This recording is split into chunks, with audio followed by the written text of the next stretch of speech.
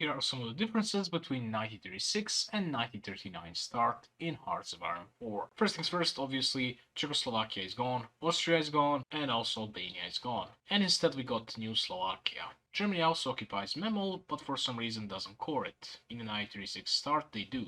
They also don't core Sudetenland and Eastern Sudetenland. Same thing goes for Poland and Zaozie, they don't core it. As for the Slovakia, besides coring just Eastern and Western Slovakia, as they usually do in 1936 start, they now also core Carpathian Ruthenia and Southern Slovakia, which in my opinion is the way it should be done.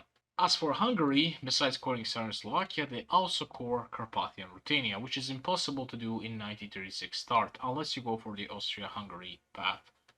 As the regular Hungary, that's not possible, you can't core the state. There are some other differences in the Europe. Spain is obviously nationalist Spain and it doesn't core half of its states. And the most important of them all, Luxembourg has a new leader, Pierre Dupont. Let's look a bit outside of Europe. Let's look into Africa first. As for the East Africa, both Ethiopia and Southern Fossa are gone and annexed by Italy. Nothing really changed in Liberia. As for South Africa though, they got a brand new leader, Jan Smuts, who has his own portrait, but you can't really see him in 1936 start. I'm not sure, but I think a couple of patches ago, there was Italian East Africa right here instead. Now it gets created just days later. If that feature was removed, it was probably just to prevent people from playing it because it's so fun and good having those 0 cores and 3 factories. Moving on to the Americas, nothing really changed in the Canada and the United States.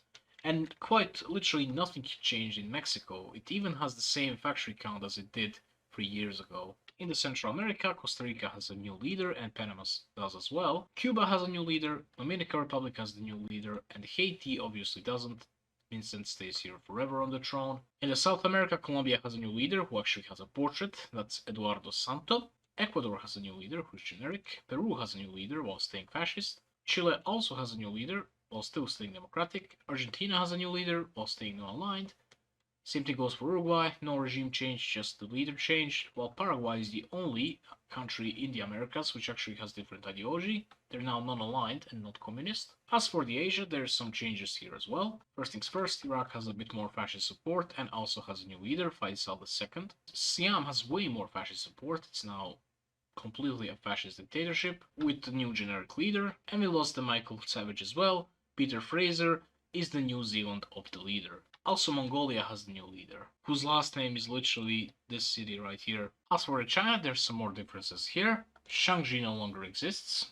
It's eaten up by Communist China and then occupied by Japan and Menguko. While on the other hand, the easternmost state of Guangxi Clique, the state of Guangdong, is now owned by China for some reason.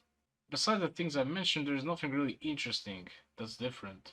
Besides the fact that Ataturk is gone, and also the bizarre fact that the population hasn't changed the slightest, despite 3 or almost 4 years have passed. If you check right here, the USA has a population of 122.92 million, and if you go for the 1936 start, they have 122.92 million. 3.5 years, not a single person was born or died. Anyway, that's it for this video. See you in the next one. Bye.